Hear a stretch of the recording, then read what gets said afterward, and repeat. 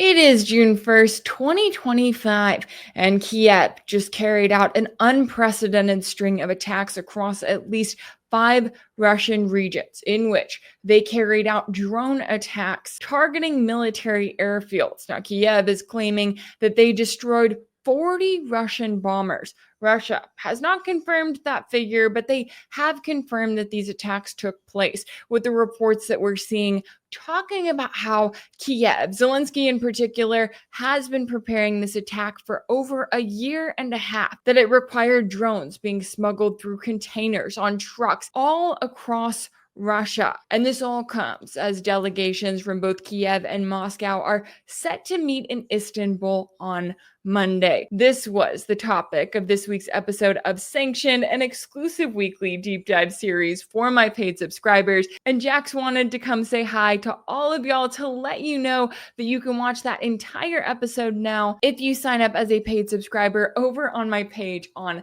Substack and on Patreon. We're going to leave you a preview here in the free feed. So let's take a look at this week's episode of Sanctioned.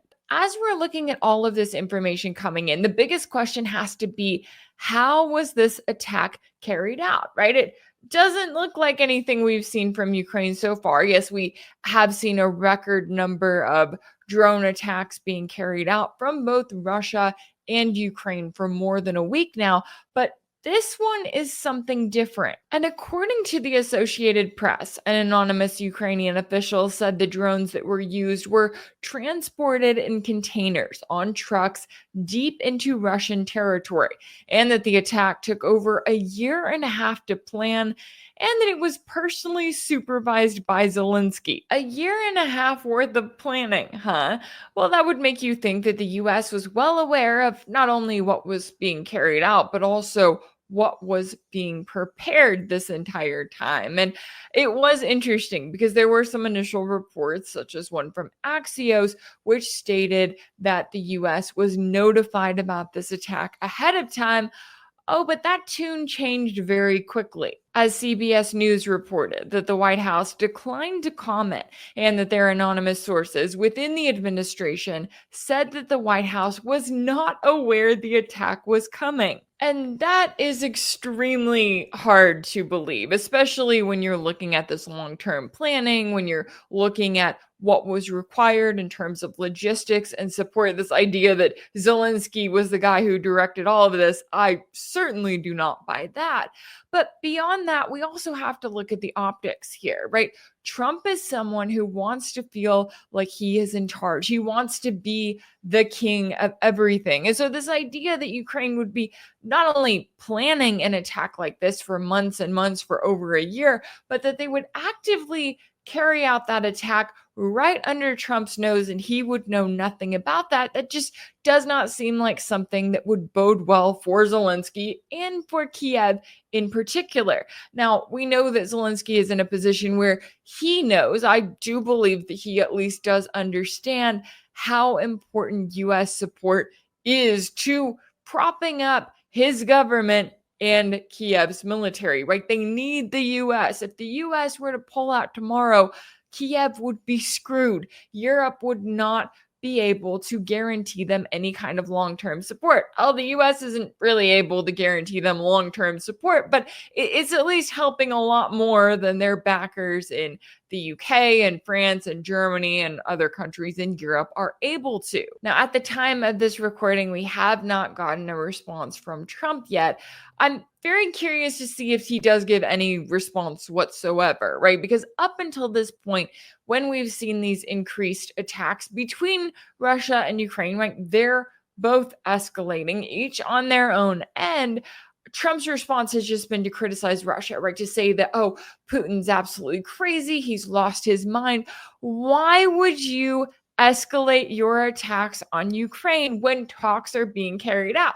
An interesting question, one that Trump should arguably be posing to Kiev right now, right? Because we've got talks ongoing. We're about to see, still expected to see, negotiators from Russia and Ukraine meeting in Istanbul on Monday. So why would Kiev, if they're so serious about a 30-day ceasefire, as Trump claims that they are, if they're so serious about wanting any kind of end to this war, which I don't think that they necessarily are, but if they were, then why would they carry out an attack like this? Why not just say, I mean, if you've been planning it for a year and a half, why not just save it for a few more weeks, a few more months, see how those talks go, give Russia a chance to essentially tell them no to their face, that they're not going to accept any of the demands that Kiev is putting forth, and then why not carry out the attack then? The timing of this, the fact that you have Kiev in this position where they're carrying out this attack right now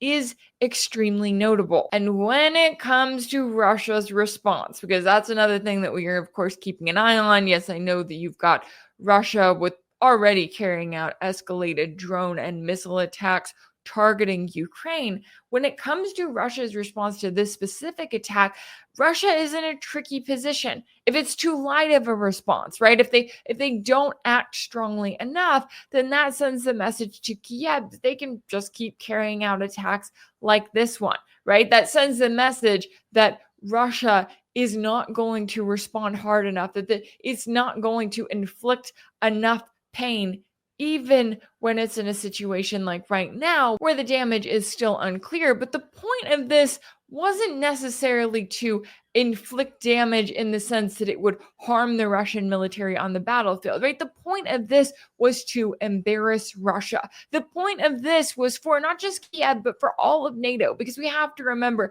that this is an attack directly from NATO. The point here is to embarrass Russia and to show Russia that, hey, you may have some of the best air defenses in the world. You may be able to take down all of these drones that we send your way. But what are you going to do when we sneak drones in containers, in trucks, deep into your territory, and we carry out this coordinated attack? Again, this is not about Kiev gaining territory or gaining any kind of advantage on the battlefield. This is about them trying to embarrass Russia, and it's about them trying to make Russia look weak. So when it comes to Russia's response, yes, there is a chance that whatever response that they do carry out, that people are going to look at it and that they're going to say it wasn't enough, that Russia should have done more in order to deter future attacks. There's also the possibility that the opposite happens. And I know, exactly as we've seen from Trump so far,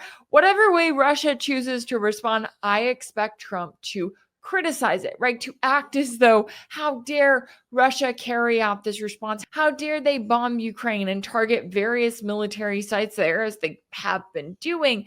Trump seems to take issue with that, but he never takes issue with all of the Ukrainian drone attacks that are coming from Kiev's side that the US is, of course, directly supporting. And in addition to the record number of drone attacks that we've seen going back and forth, it's also important to note here that we've also seen some other suspicious attacks that have taken place in Russia in the last week, with reports that a bridge collapsed in front of an oncoming passenger train in Russia's Bryansk region on Sunday, killing 7 people and injuring nearly 70 others, days after a freight train in Russia's Belgorod region ran over an explosive device planted under the tracks.